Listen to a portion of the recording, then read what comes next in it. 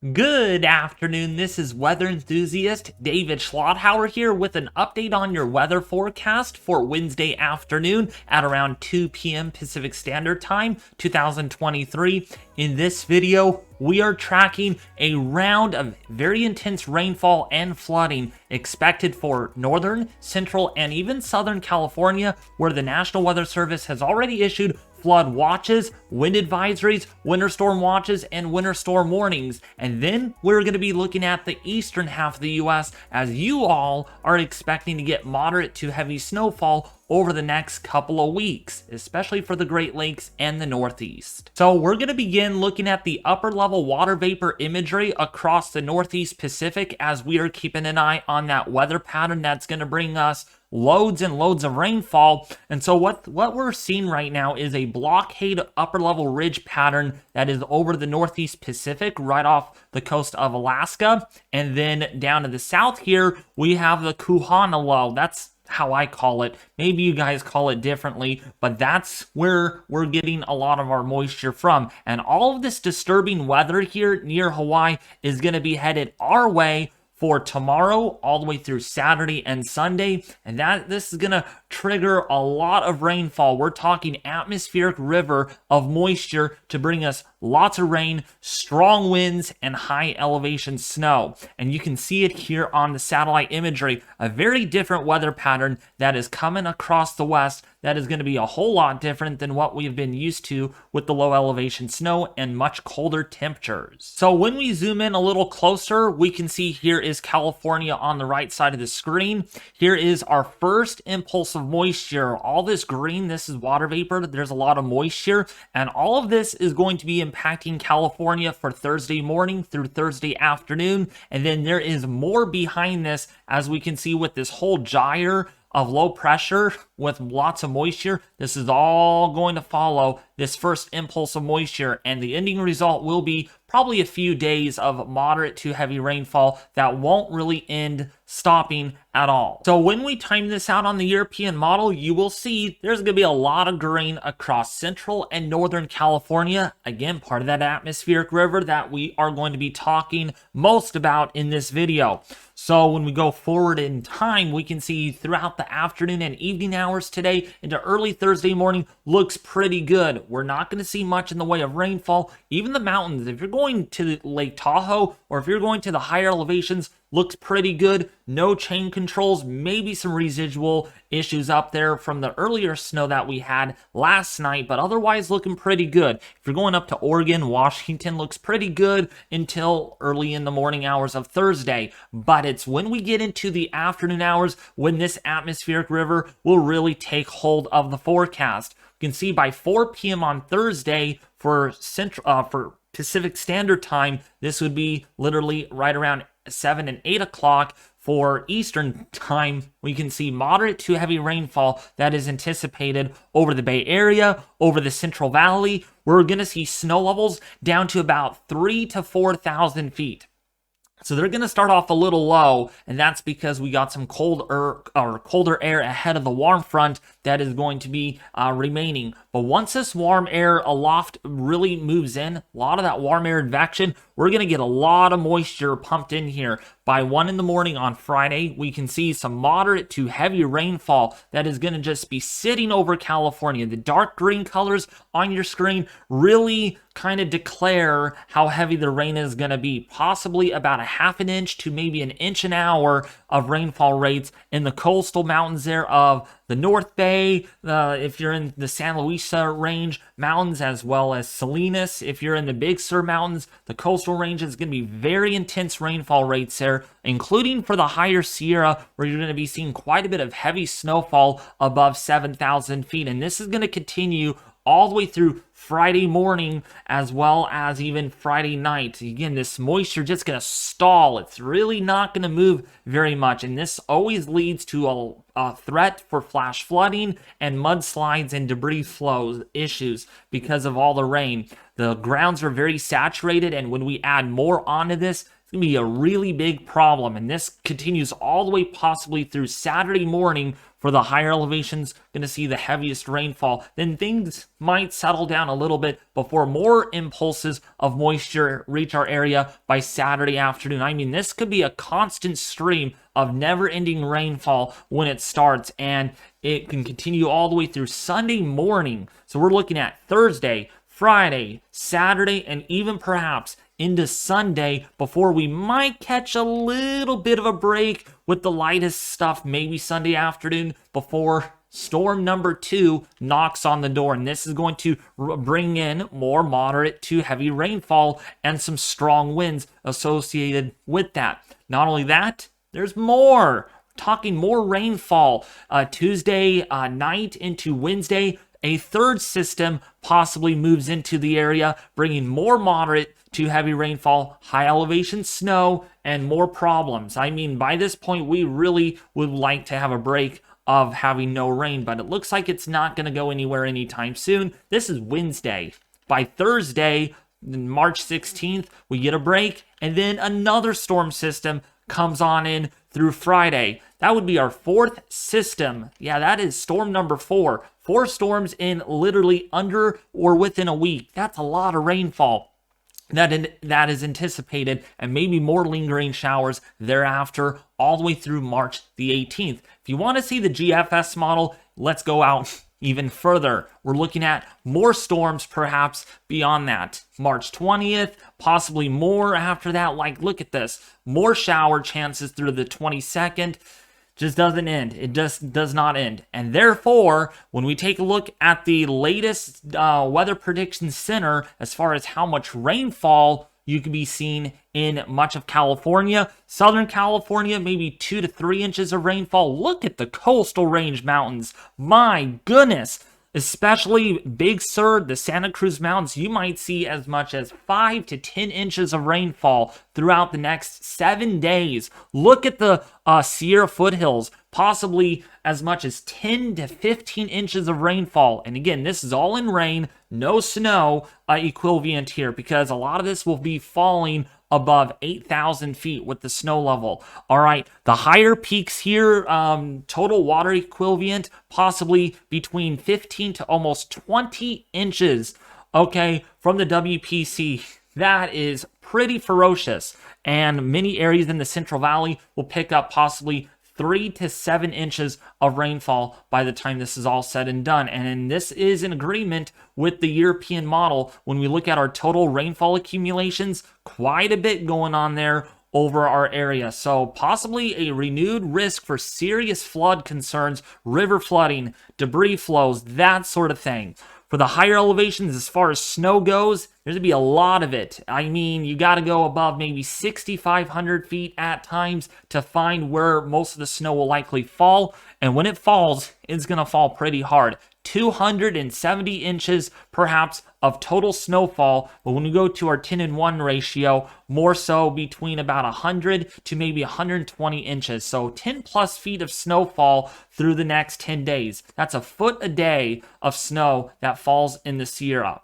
Therefore, the WPC has kept the risk here for some serious flooding. I mean, a moderate risk for heavy rainfall and major flood concerns over the Bay Area, over the San Luis Range, near the Big Sur area in Santa Cruz, including for the Sierra foothills. My area, we're under a moderate risk for heavy rainfall and flooding, so big time. We've seen this in January. We're going to see it again, and it's March, Miracle March, or what we should call Super Miracle March because of all the rain. And then, of course, you got a marginal risk for flash flooding and heavy rainfall for the Tennessee Valley, for Alabama, Mississippi, as well as perhaps for Arkansas and northeastern Texas. This continues. Day 3, also a moderate risk for heavy rainfall for the Bay Area, for the Sierra foothills, and again, for Southern California. I mean, that's 2 days in a row that California is going to be dealing with some pretty ferocious flood concerns. I mean, this is not to be taken pretty easy at all. Please take this seriously because of how much rainfall that is anticipated.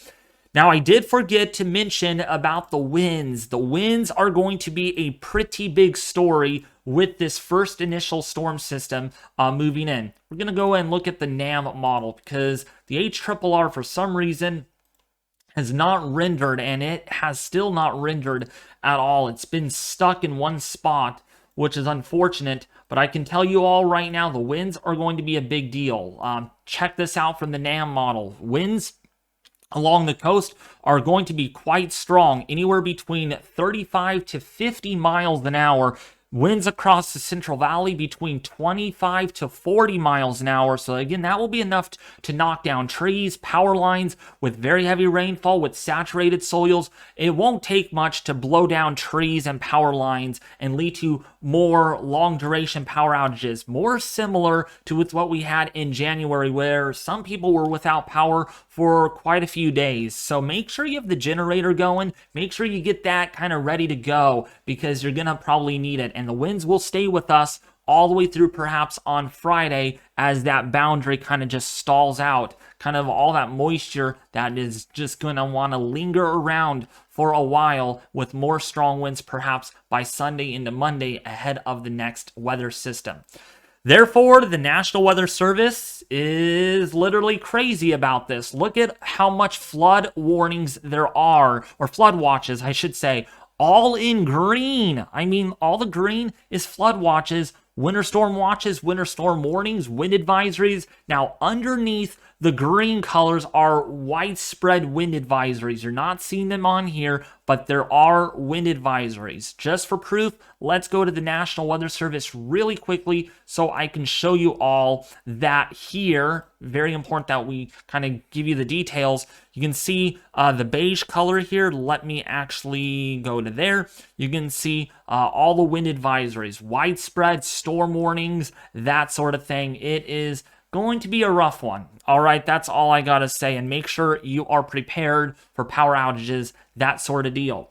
So far, if you are enjoying the video, folks, please consider subscribing. It really means so much to me. I love making these videos because I enjoy them. Even so, I haven't made much in the last week. That's just because family gets in the way. I'm learning to drive. There's a lot going on. So if you haven't already, please consider subscribing and also slapping that like button. You guys are doing really good, and I love you all so much. So now that we kind of talked about our promotion and what's going on across the West, why not? Let's kind of switch gears and talk about what's going on across the East. A lot of my viewers that live in the East, this is for you.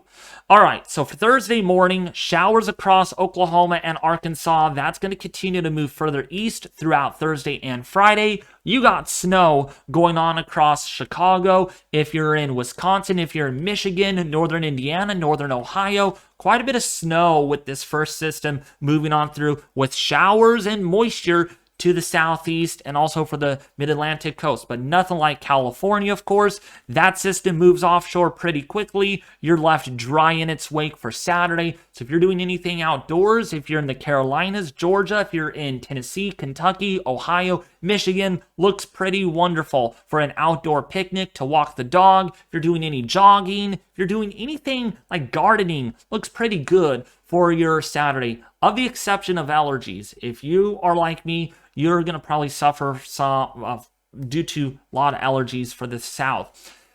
So by Sunday, another system marches on through. More kind of evergreen showers going on across Arkansas, in Tennessee, northern Mississippi, Alabama, Georgia, if you're in the Carolinas.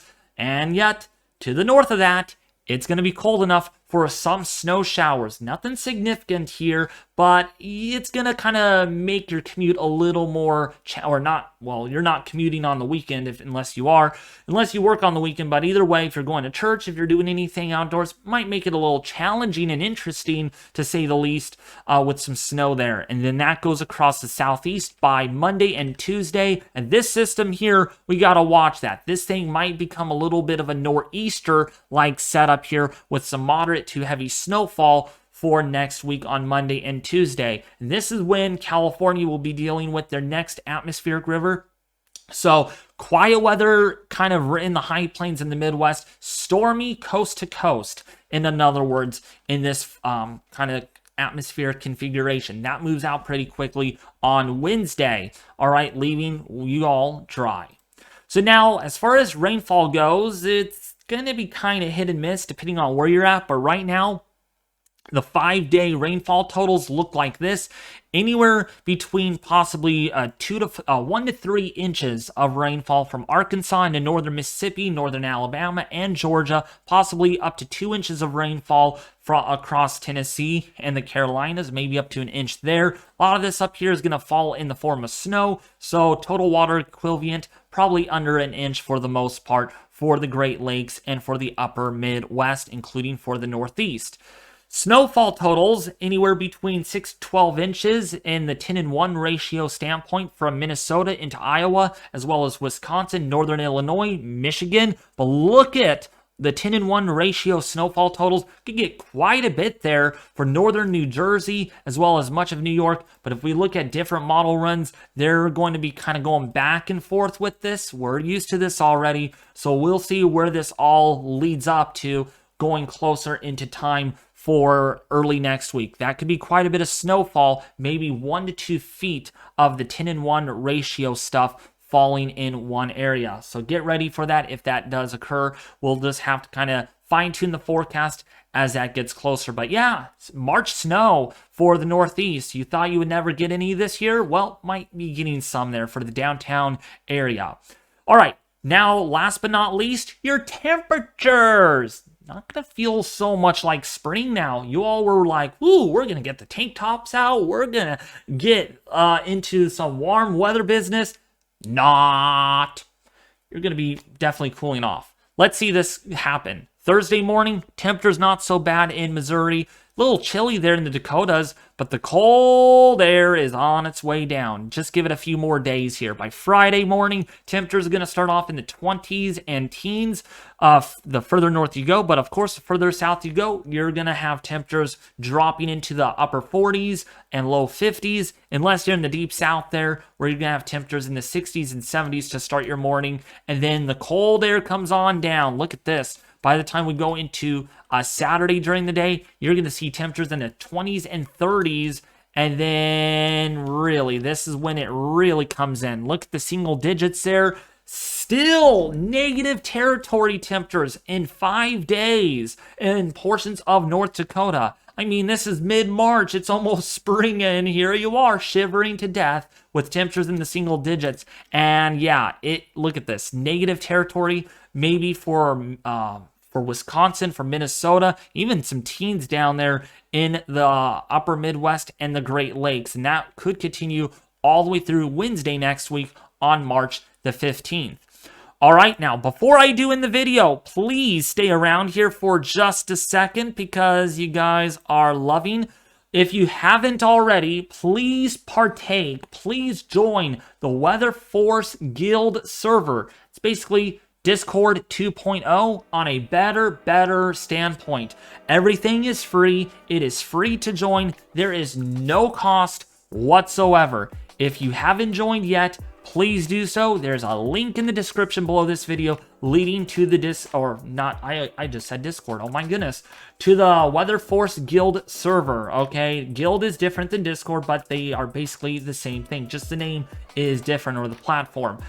There's a lot of cool things you can do in here. We're adding stuff slowly but surely since we opened this up to the public literally a week ago. So if you haven't, please click the link now to join. Also, last but not least, be sure you also check out the Mesovort WX server if you haven't already. I've not promoted this in quite some time. I would really highly recommend joining it today. It is 100% free. Everything that I'm providing you here is 100% free with no cost whatsoever. So become a member today, where you can get awesome feed, awesome posts, and a roadmap and everything else. There's my post right there where you can get a lot of awesome updates. You cannot miss this whatsoever. Okay, last but not least, for sure, this is really important. I need to give special thanks to Jeannie Eberts for the $10 super thanks on yesterday's video. You are so awesome, and I really appreciate all the donations you all